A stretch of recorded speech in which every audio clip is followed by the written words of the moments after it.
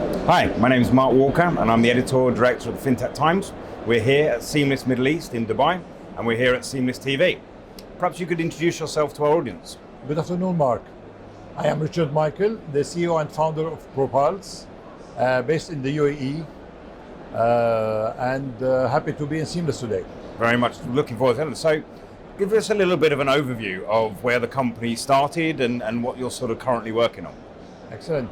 So the company started very recently, to do everything that is digital transformation, government relationships, governance, compliance in general.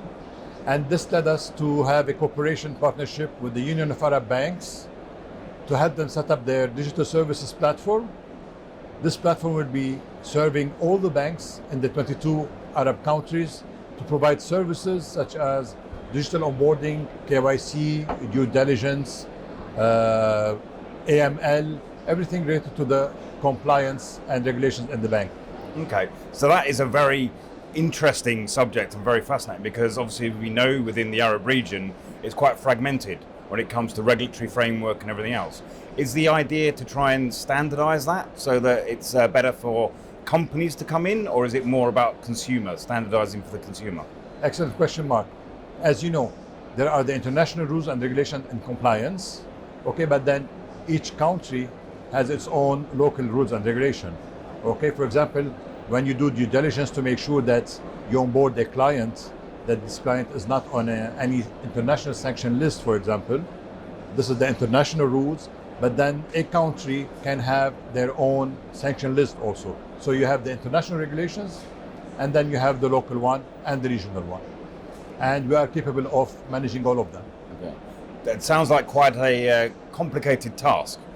How did the sort of the agreement or the idea of forming a sort of consortium come about? Okay, so let us start saying that today the banks, to do a due diligence or know your customer or know your business process, is something that the cost is between $15 to $100. And each bank needs to set up their own structure, to have all the people to do the job. The Union of Arab Banks came with this initiative saying, instead of having every bank doing it on their own, doing the whole setup, is to group all of them. Then in terms of volume, the volume will make it easier to propose the best service and low cost, so to lower the cost, convenient to the clients like you and me, and in the most secure way. So the idea, since the union deals with all the banks in the region, is trying to put these services at the service of the banks and their clients. And when we say banks, let me correct, the banks is the major known users, but actually there is what we call the non-designated financial beneficiary and partners. So it can be auditors, insurance companies, anyone that has a client and they need to make sure that the client or the business is in good shape. You stole my question because that was exactly what I was going to ask, is how do you define banks? So you're basically talking about the whole ecosystem of the financial sphere, would that include digital banks as well as traditional banks, or everybody involved? This is the normal bank, the traditional banking, as well as the digital bank, the exchanges, and the fintech. I mean, anyone dealing with a customer, and when there is a transaction, you need to make sure that the two ends are abiding by the compliance rules, whether international, regional, or local.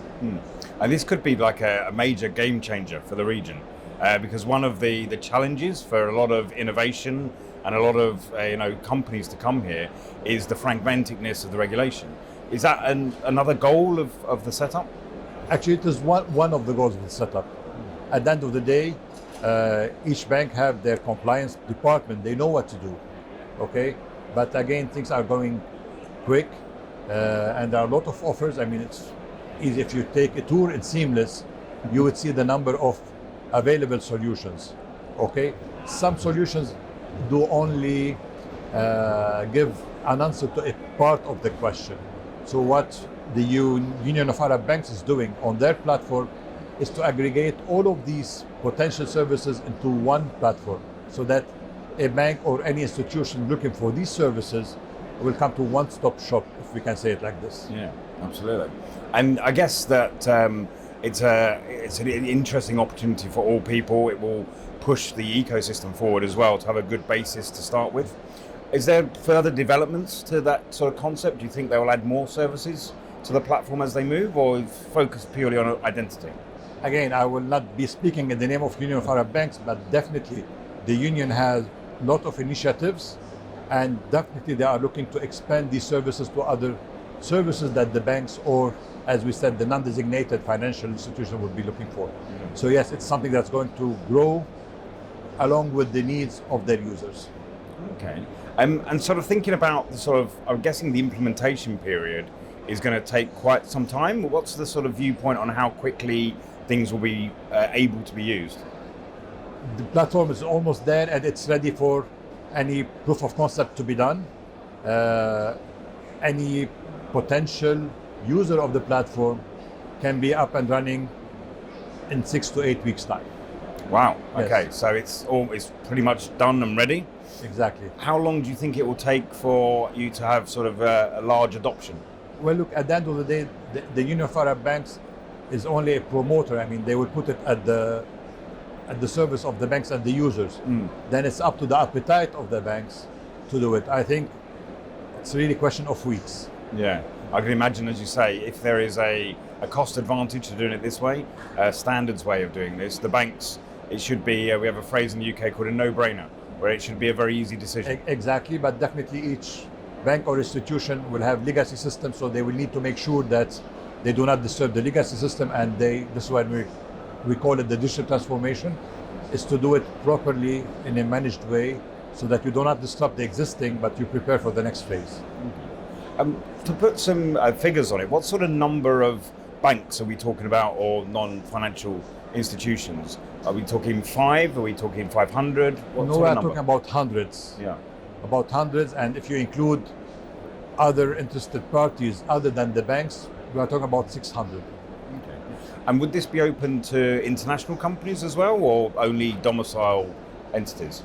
Again, I will say it's up to the union to decide this, but again, the Union of Arab Banks is part of the Arab Leagues, which has different unions. So yes, I imagine and I would dream that these services will be also provided to other unions within the Arab League, actually. Yeah.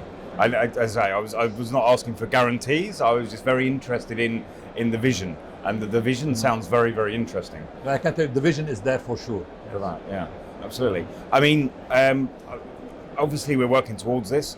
If and when we were to sit down here at Seamless this time next year, what sort of position do you think you'll be in at that point? Well, let me tell you, actually, the technology is progressing so fast. Okay, so one advantage of the platform of the Union of Arab Banks is to make sure that whatever new technology is coming is to be onboarded on the platform and being available for the banks. Actually, how can I imagine? Frankly speaking, I would love to be able to predict the future. What I can say is every day for us is something new is coming up, and our aim is to be up to the beat and be part of the game. Fantastic. Thank you very much for joining me on Seamless TV. Thank you. Thank you very much. Wishing you all the best and seeing you next Seamless. Absolutely. Thank you very much.